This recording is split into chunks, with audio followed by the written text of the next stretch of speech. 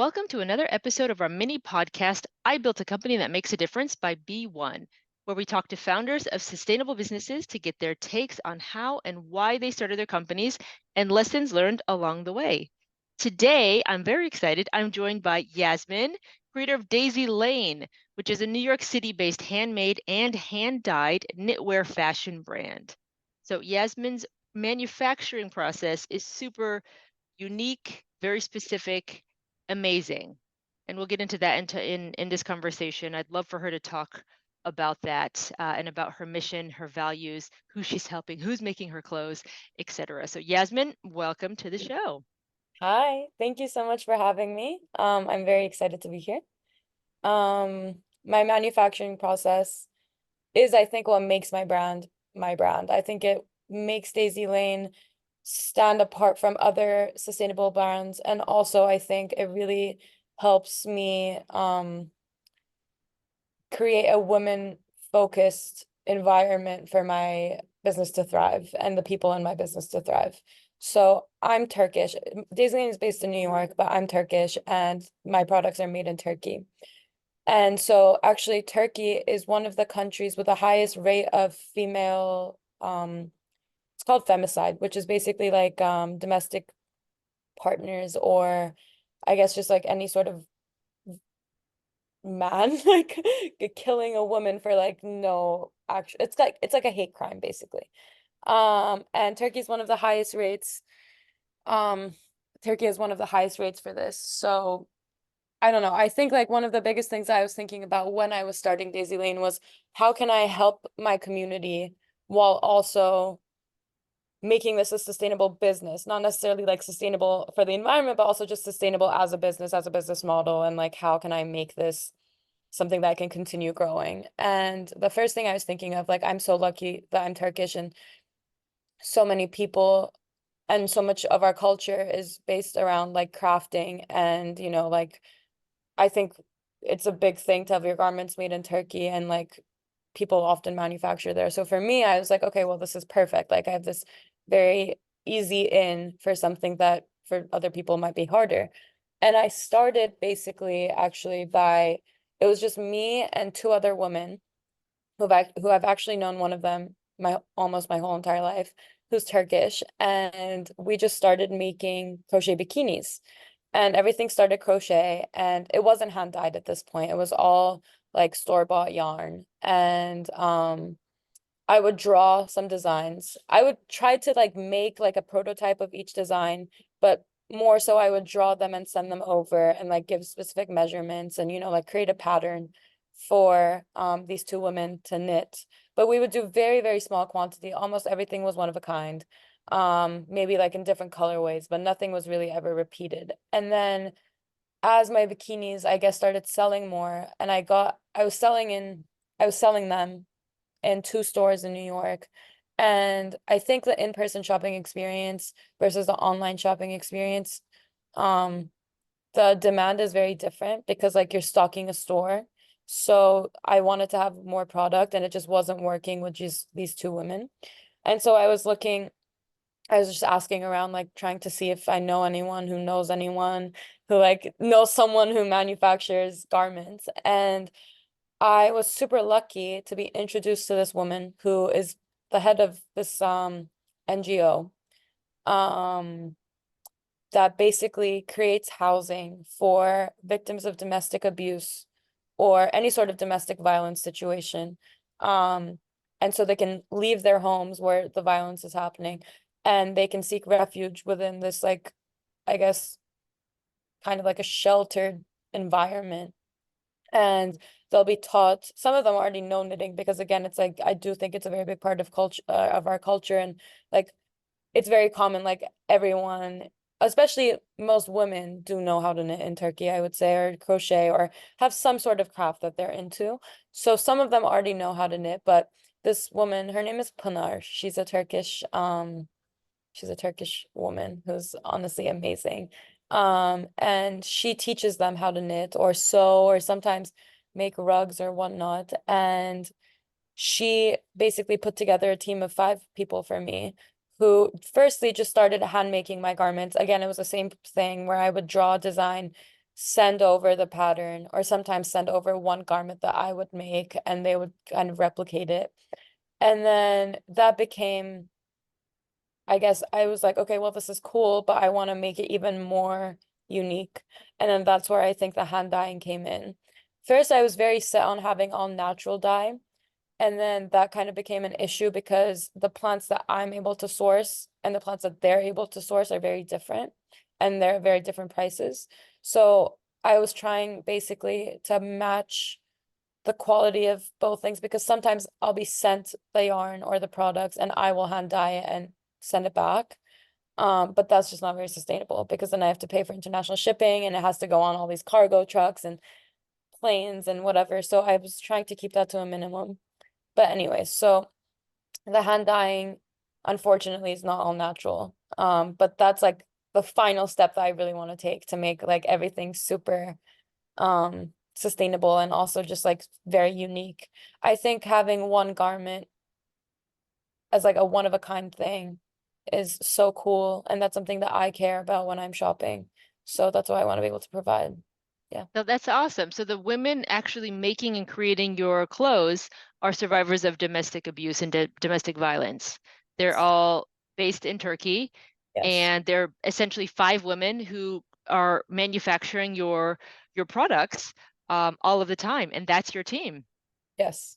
That's That's a great amazing. summary. That's exactly it. Yes. That's amazing. That's fantastic. Can you talk us back? No, sorry, take us back to the beginning of Daisy Lane. When did you start? How did you conceive it? I just started crocheting, like picking up crocheting again as just kind of something that I can do when my toddler's asleep and it's not TV, just Yeah. like something to do. And it's such a calming experience for me. It's much bigger than a hobby. I think it's amazing that you are creating and commercializing crocheting and knitwear. That's amazing. So could you take us all the way back to like the beginning of Daisy Lane, even So, before that? yes. I I went to NYU for studio art. I got like a certificate. Well, I got my degree in painting with a concentration in basically like drawing and painting. So that's like all I did for 4 years. I drew and I Mhm. painted. And I was very set on becoming like, like a traditional artist, like kind of looking for galleries and like, like making that my life. And that is still what I'm like very much interested in. But um anyways, and then I kind of realized like, oh, like this is this world of art, of I guess like fine art and institutional art and museums and galleries, whatnot, like it felt so insincere to me Mm, as an artist because the whole reason that I wanted to make art was I guess to express myself and like have a space where I can freely be myself, like outside of the confines of society and like this world that we're living in that people have shaped and stuff like that. So when I realized that that's not what the art world is, I became honestly a bit really, I got really, really sad. I was like, oh mm. no, what have I been doing? Like, I Right. What thought am I gonna do? exactly. I was like, that this was supposed to be my path. And like now I'm very much against the core of it. So I can't keep doing it? And so honestly, for like 3, 4 months, I was really like thinking about this. I was like, what can I do that to me feels like is true to myself? While also I get like also getting to make art and also getting to express myself. And so at first I've always been like super into bikinis. I love like I'll buy bikinis all year round. I think they're so fun. Like I'm a big like swimwear, like beach wear person. So I was like, okay, like I'll make bikinis. Like that's a fun idea. Then I can like hand dye them or I can draw on them or something like that. And at the time I was living in LA, so it made so much sense to me. Then I was talking to a couple manufacturers and they were all telling me like the minimum amount of bikinis I can make is somewhere around like 1,000 to 1,500.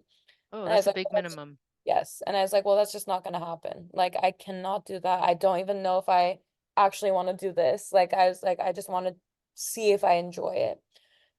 And then I started thinking like, how do I find a place where I can make, let's say, 50 instead of 1,000? And then I think it was just like one night, like right before I went to sleep, I was like, oh, like crochet. Like I could crochet bikinis. And then I make one and I see if it sells and I make two. Like, everything was just so much slower. And at the time, I didn't know how to crochet at all. And the next day, I like went on YouTube and I was like, how to crochet a bikini. And I remember I watched this 12-year-old girl like teach me how to crochet. That's And I was like, awesome. yeah, right. I was like, if she can do it, I can do it. She's 12. Like, this is awesome. And she actually was really good. She was a really good teacher because she was going so slow and it was so funny. I remember she like put the video on like 0.5 speed so you can't like you could really, really follow along. And anyway, so I watched this video. I learned how to crochet. I first like made a belt. Obviously, it takes a second, like you have to make a couple things to be able to get to a triangle shape. And then I wanted to decorate them with like little like suns and like a flower and hearts and whatever. So it's like I have to learn how to make those. Anyways, and then after I actually first started making crochet jewelry, which I never ended up selling. Um, but it felt like a cool way to experiment with a medium. And then once I realized, okay, like I actually like this, I like the way this looks. Like now I just need help like making the garment the way I want it to look. So I asked this person who had made me a knit bag as a gift before. And I was like, so you know how to knit, like you know how to crochet probably. Like, do you think you could help me like make crochet bikinis? And she was like, yes, like that's such a fun idea. Like, why not? And then so it was just her and I, and we started making, I think the first batch was maybe like 12 crochet bikinis. And then I just walked around New York, literally like knocking on doors. I was like, I made these bikinis. Like, do you want to sell them? Do you want to sell them? And then one store in Little Italy, um, the owner girl, she was like, I love these. And I was actually looking for swimwear. And I was like, okay, well, this is perfect. So I started selling there. And then actually they sold really well. So I was like, okay, well, I need someone else to help me. And this person that was already helping me asked her friend. So it was the three of us, and we all were like really friendly, and it was going really well. And then I guess like fall came, and I was like, well, I can't really sell bikinis anymore. Like, what am I supposed to do? And that's when I found this new manufacturer that helped me make basically pants and sweaters and stuff like that. And that's how you expanded your line. So talk about your line today. What does it look like for everybody who's not been to your site or seen So, your designs? so now, my fall winter was very much like sweatpants and sweaters, and everything was very much about like being cozy at home and like comfort and like just I don't know. I think like at least for me, like I want to be comfortable in the winter. I always want to be comfortable. Comfortable is so much more important in the winter than it is to the summer for me because I'm already cold. I'm already having a hard time. I'm already like the weather, like the sun's going down at 4 p.m. I'm like, okay, like I need to be comfortable. And I think like an elevated sweatpant is always something that I'm looking for. So I was like, okay, I want to make that and I want it to be super warm and I want it to be, you can wear it at home, but you can also wear it to work. And yeah, so that was my fall winter. And now I'm actually currently doing a pop-up in London, which is what you want. Oh, So maybe you can go yeah, check. that's around me. Where's your pop-up? I It's in actually have so many questions, but yeah, first, where is your pop-up? it's in Spitalfield Market. Oh, fantastic. With this basically it's like it's a small brand called Lone Design Club and they I know them, Rebecca yeah, Mortar. yeah. Yeah. Yeah. And she's the one, I guess, renting the space and like creating like a Yep. space for a small She brand. does a really good job. Yes, she's really cool. And so I made an exclusive collection for them, which is all hand dyed, which is my first collection that's all hand dyed actually. And they're like little peace signs and flowers and stars, like sweatpants. And they're all, I guess, like flared. I don't know. I think they're very like 60s. That's the vibe I was going for. Very 60s, comfortable fashion that you can wear anywhere. That's my goal. And it's a Nice. thank you. And it's a looser knit, so you can wear it hopefully in the spring as well. Yep. Maybe summer, I don't know. But yeah, so that's the vibe I'm in right now. So then how old is Daisy Lane? Daisy is only a year old. Oh my gosh, you've been doing all this in a year. Like 12 months a year or like about to be two, Actually, like how 11 many months? months. 11 11. months. Oh my Yeah. goodness. Wow, so you've been busy. Yeah, I honestly think like I feel like when you're working on something, because it's just me, right? Like it's me, and sometimes my friends will help me. One of my really, really good friends is my photographer, and she does like all of my shoots for me, which is really, really cool. My boyfriend does like all of the financing for me, which is really Uh-huh. nice. Uh-huh. And other than that, it's just me. So when it's just you working on something like this, it doesn't necessarily feel like I'm doing a lot because it Hmm. always feels like I can do more. Sure. Um, which I think is really difficult when you're a small business owner because you're like, I wanna, you know what I mean? Like I wanna do all of these things, but I also am a person like I need to live. But also like I'm not really conforming to anyone else's 9 to 5. So like how do I keep track of myself doing all this work, which has been very interesting for me. So thank you for saying that I've been busy because sometimes I don't Yeah, feel like you've been I've been busy. busy. I mean, let's just take a little, stock of what you've done. So you've created your prototype, you've gone from in-house manufacturing, you found an actual manufacturer, you've scaled up, you have at least two distribution channels, if not more. Do you do D2C? Do you So do e-commerce? yes, I have my own website. I sell online. I sell so a store in, oh, you've actually done I think she's been on your podcast before, Butterfly Club. Yeah, love her as well, Madeline. Yeah, Madeline. So I sell there. I Oh, I sell, love it when young ladies get together, young right? entrepreneurial It's ladies. awesome. And also the Yeah. canvas, which I think maybe you The know about. canvas as well. Yeah, amazing. That's amazing. Yeah, there. And then so this pop up in London. That's where I am. Wow. And you're international. Yes. So that's It was pretty good very, very for, exciting for me to be in yeah, London. I It's so, bet. so And exciting. Rebecca does a really good job. Like it looks, I've gone to a bunch of her pop-ups. It will look really nice. Are you gonna Yeah. come over for that?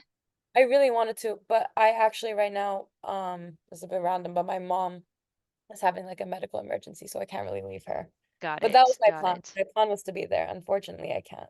I'm sure you're gonna get lots of photos and feedback though, and Yes. it will And look great. hopefully I'll do another one soon with her as well. Yeah. Oh, awesome. Okay, that's so okay, so that's not bad for 11 months, right? Oh, yes, it feels good actually. So then let's talk about distribution because we have a lot of entrepreneurs here who are like, look, this is a nightmare. How do I get into whatever? And if you it's a different thing if you're um taking samples of your product around New York on foot and if you're trying to get into Target, like, those are completely different processes. And we interviewed some ladies back who just like drove the length of New Zealand, like going to every single grocery store without any like appointments or any contacts, and just being like, stock our, I think it was like sponge or a cloth, like stock our That's sustainable. awesome. Yeah, like that. I love those stories. So talk about distribution. How did you think about it when you were first starting out? What did you envision? And then talk about the journey of like with your bag full of samples, like walking around Manhattan. Honestly, I didn't even think anyone was gonna say yes. Like, I really did not think anyone's gonna be like, yeah, like I'll sell your product. I also thought it was gonna be way more of a like a formal process, I guess. Like the first time I went in, so backtrack, I made my website. I was like, okay, I'll sell online. Like that probably will be the easiest. And then I was like, okay, I'll also make a Depop. And then Depop is a world of its own that I don't necessarily know how to navigate, to be honest. So I like it wasn't very successful. Tell non-Americans what Depop is. Depop is like it's basically a consignment app where you have your own little store, and you're selling either like new handmade stuff or like old like thrifted, um, I guess like vintage clothes. And I think like there are many creators on Depop that become like a staple in that community. And I just did not really know how to like navigate that world at all. Mm-hmm. I'm also like I think Instagram I'm used to, but any other platform like TikTok or Twitter or even YouTube is like it's hard for me. So I Hmm. like I wasn't necessarily expecting too much off of Depop. Hmm. Um, but I knew that I needed something else that wasn't my website because I had like at the time I had like maybe 500 Instagram followers. So I was like, I need someone to like help me grow this business. And I was just walking around. I tried, probably the first day I tried like 5 stores. And actually the last one I went into was a store in Little Italy. And they were like, yeah, totally. Just like drop it off now. I was like, That's amazing. no, wait, like actually, I was so surprised. I literally ran home, grabbed like another bag of my stuff. And at the time I had maybe like 20 things and I gave them all 20. And like like on my website, I put everything out of stock, out of stock, out of stock. I gave them all of my bikinis. And they sold really well. And I was so excited and I was so proud of myself. Like it felt like the first like major milestone, like tangible milestone of my business. So That I is a was huge milestone. That's a big one. so happy. And yeah, and then actually I hosted some events at that store, which helped me gain, I guess, like a community. And yeah, and then after that I kept walking around. I got obviously way more no's than yeses, and there were many like pop-up opportunities that I wasn't so interested in, to be honest, because I think pop-ups cater to a specific like a 2-day pop-up Mhm.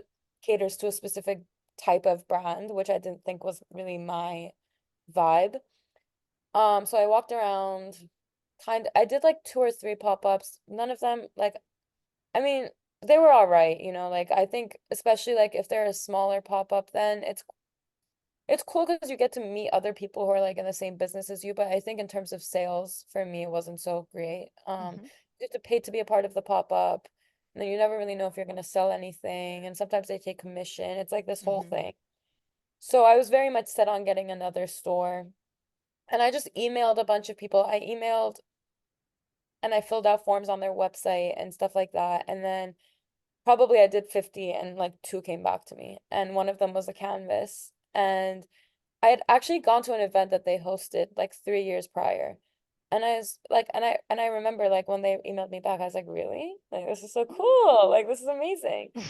And then we had like a Zoom meeting type thing. And then like in a week they were like, okay, drop off your product. And I was Amazing. so happy. You had time to make more product then. So I actually was in the process of looking for all of these new stores. I was like, okay, like while I'm looking for everything, I'm gonna make so many things that it's gonna be annoying for me.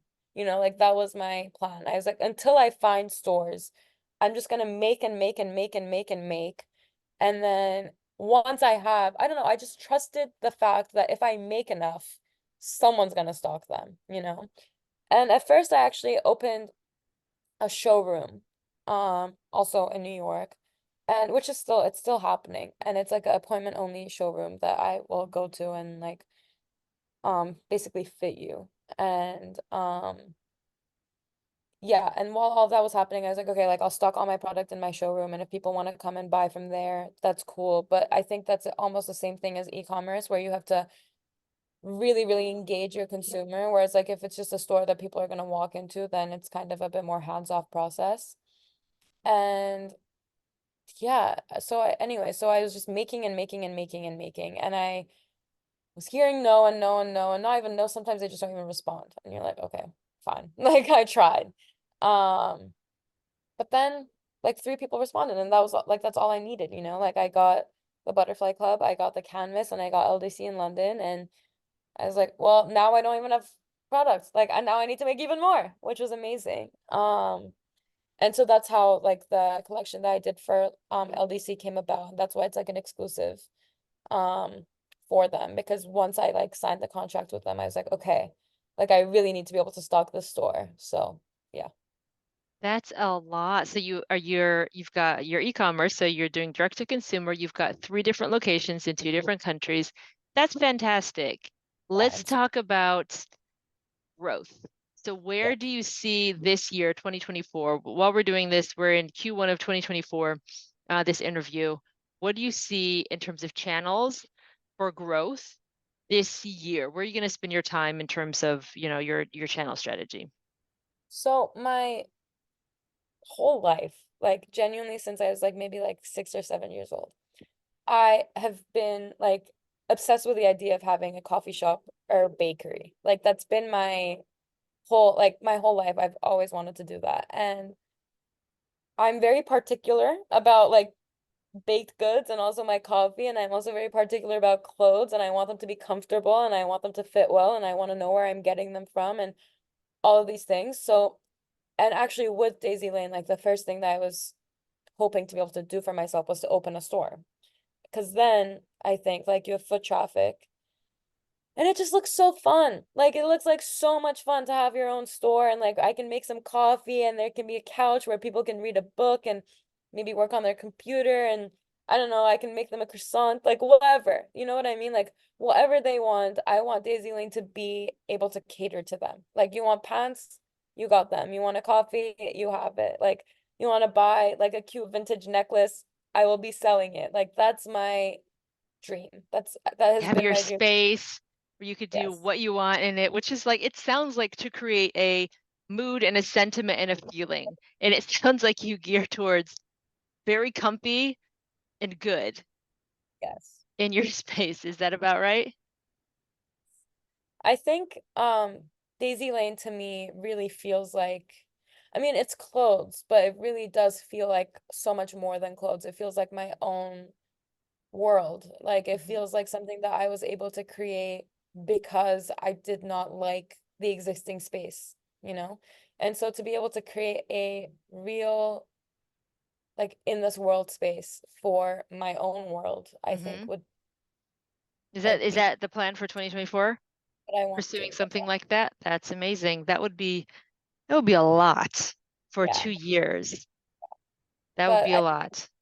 I think you just got to do it. I think the more I think about it, I'm like, okay, just stop thinking about it and do it. Because otherwise, you're I never like gonna. that. I like that a lot. So then how do you think about like traditional marketing or non-traditional marketing, social media? Like how do you think about it? Um, I at first was very much confused by like how to market my product. I was like, do I do influencer gifting? Do I like do Instagram ads? Like, Hmm. do I do like real ads? Like, what do I do? Hmm. And the first thing I did, which like shout out to my friend Ellie, because she and I walked around New York with like wheat paste, which is like this like makeshift glue that you make with water and flour. With like posters that we printed out ourselves at Staples, and we just walked around New York and like pasted the posters up. Okay. And they were pictures that she had taken of my bikinis, and we had an address where you could buy them, and we had my website, and yeah, and that's what we did, and we just walked around literally for like 2 days with like a bucket of like flour and water and my posters, and we just put them all up. That And is amazing. that was a really fun day. We had a really good time, and it felt like I was actually, I think like when you're doing your own thing, no matter what like business you're pursuing, but like when you feel like, oh wow, like, like this is what it's like to like, this is like, these are my bikinis. And like, this is like a picture that you took, and now everyone's gonna have to see them. Like, it's not even like up to them, it's right there. Like, they have to see it. And that to me was just such an amazing feeling. And I felt again so proud that like, proud of the product, but more than that, just like proud that I did that. You know what I mean? Like I think once you realize like there's nothing standing in your way of doing something, and you actually just like get up and do it rather than contemplating like, oh, like, but that doesn't make sense or this and that, like you just got to get out there and do it. And I think like it's the same for this store. I've been thinking about it for that was honestly the first thing I wanted to do. I was like, I just want to open a store. And then I tried to like make sense of it, and I was like, okay, well, first let me try online and all these things. And I don't know, I think I still am in the camp of like just do it, like what's gonna happen? What's the worst thing that can happen? You just put Oh, yourself that's out that's very, very cool. Okay. So 2024 is about looking for a physical space where you can do kind of what you want in there. there. And Finding new distribution channels and new distribution partners, is that a big priority, or you're gonna kind of nurture the relationship that you've created so far? that's always a big priority, right? Like I think the more places that you can buy my product, the better. Like if like because maybe I get a store in New York, but like maybe you live in London and you want to buy my product, or like maybe my store is downtown and you live uptown and you're like, oh, I just really want to like go buy some sweatpants. Like anywhere that is willing to sell Daisy Lane that I think makes sense with my brand, I will always be looking for. And I think like I've had many situations in the past where I think I found a store and then we just like don't align in like what we think, like a store should serve as. Hmm. And I think when that happens, I really am even more motivated to have my own space. But definitely always looking for places where Daisy Lane could thrive. Can you Definitely. talk a little bit more about that, just for our listeners?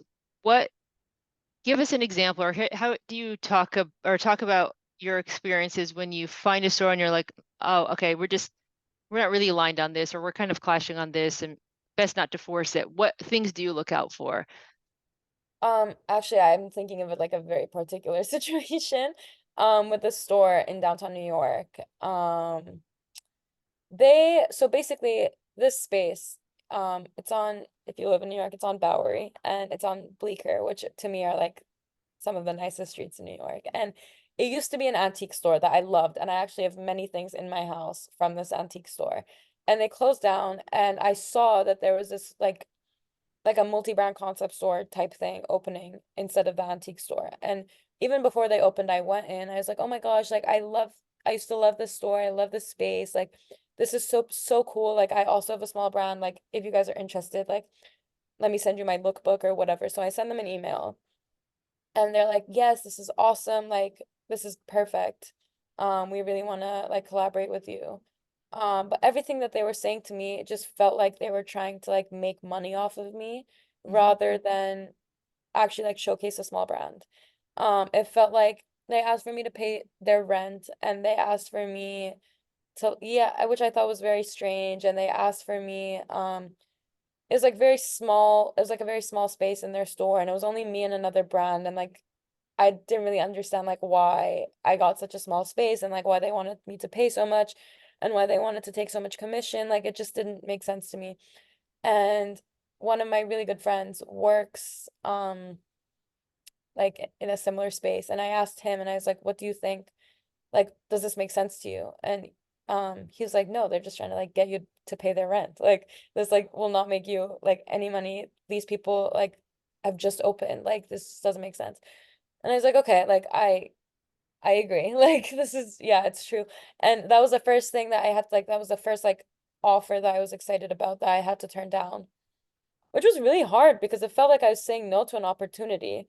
But then the more I thought about it, I was like, okay, like not all things are good things, you know? So I had to say no, but it was really difficult to say no.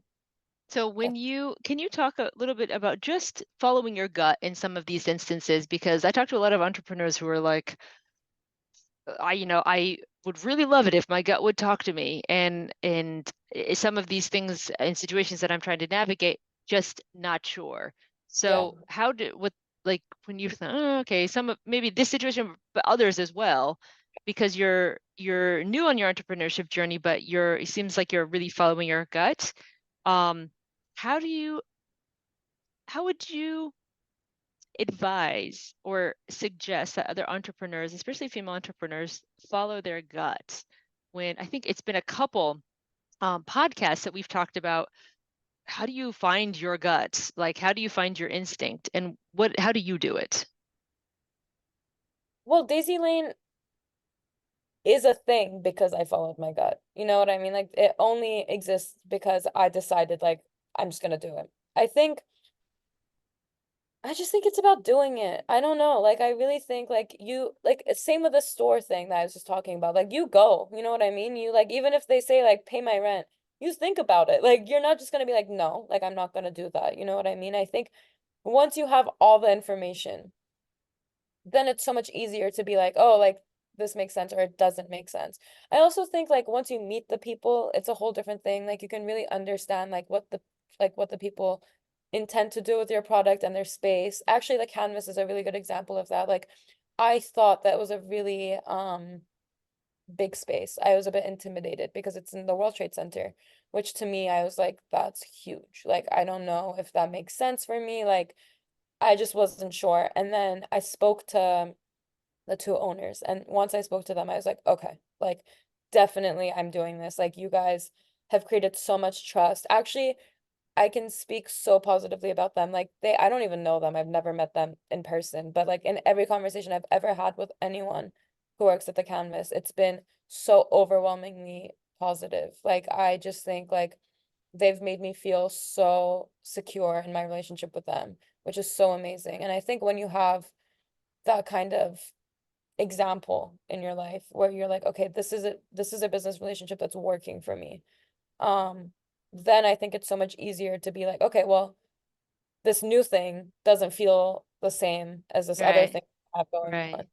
And also like just in general, if you're like trying to think like about if a business decision makes sense, I think if you take out the business of it and you're like, in my personal life, like in my real life, take out the business, take out the money, take out everything. Like, does this make sense to me?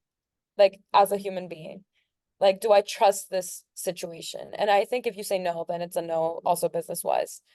And I'm actually super lucky because my both of my parents own their own business, and they're both like kind of small business owners. And when I speak to them, they really through the people that they talk to, and I see them like talking to these people and engaging with them, and like the relationships that they have with these people in their lives that are business relationships, but also almost always form into friendships. Like I think that's so amazing. Like when you know you've found the people that you want to work with.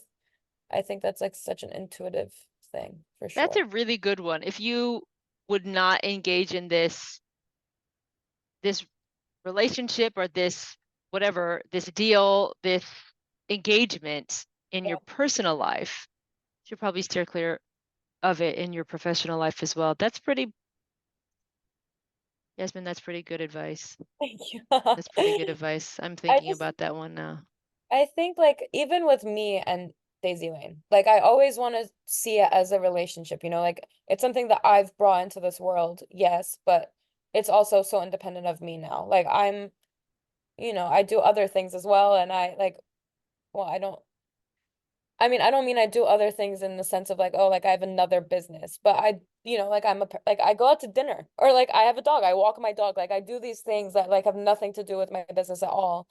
And I think like to think of my business as a entity that's outside of me rather than inside of me, and that way to be able to like have a conversation with the business, and really like try to remain impartial to whatever's going on, and like really try to like observe the situations that I put the business in. It really helps me because then you're able to see your business as a business rather than like your child. A couple things. That is really smart for a first-time entrepreneur. That's really smart. And two, what are some things that you've gotten wrong so far that you think, look, this one was just hands up, this did not work, or this Yeah, was a fail, I would have done this completely differently. yeah.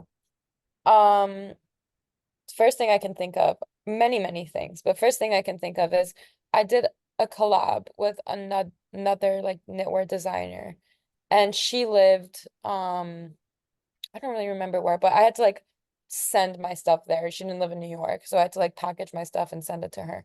And she was gonna basically like embroider on my knits and send them back, and I was gonna do the same to hers. And we hadn't really spoken about what they were gonna look like in the end. We both kind of like trusted each other. Um, and it just went horribly wrong because the clothes I think looked really cool, but the communication we had with each other and like the way that we went about this collab, I think was just all wrong. Like we did not have any sort of I was just saying like it's cool to be friends with these like people that you meet in your business journey, but her and I, we had no boundaries. This was also like when I first started, so I didn't really know how to navigate a business relationship, and I was just kind of like, okay, like do whatever you want to do. And I assume was in the same similar situation as me, and she was just kind of like she didn't really know what to do either, and we were both just I think we were both happy with the product, but we were disappointed in the relationship and like the way that we formed this relationship, and we were both just kind of like, okay, like we're not doing that again. Another one is that store that I was talking about. And actually, even with Butterfly Club, like they're appointment only now. And I'm not sure. I don't want to I know that they're appointment only during the weekdays, and I'm not sure about the weekends, but I remember when I found that out, I was thinking to myself, like, it's kind of like a showroom, which I already have. Like, do I need to be doing like, I don't know. I think just like think these things through and like allow yourself to second guess yourself, like follow your intuition, but also be like, wait, like, do I really like need to be doing this? Or like, like, do I need to be putting my energy into this thing that isn't maybe giving anything back to me? Mm-hmm. Yeah. Mm-hmm. Okay. And any words of encouragement for any would love to be entrepreneurs who just haven't done it yet, haven't made the leap, or not financially able to leave their jobs maybe, or just haven't found the right set of circumstances. Totally. I my advice always to like any like anyone who's ever asking, I think this is a really good sentiment. It's just like just do it. Like Nike has it right. Just do it. That's all you have to do. Just do it. Like, okay, like maybe you can't quit your job.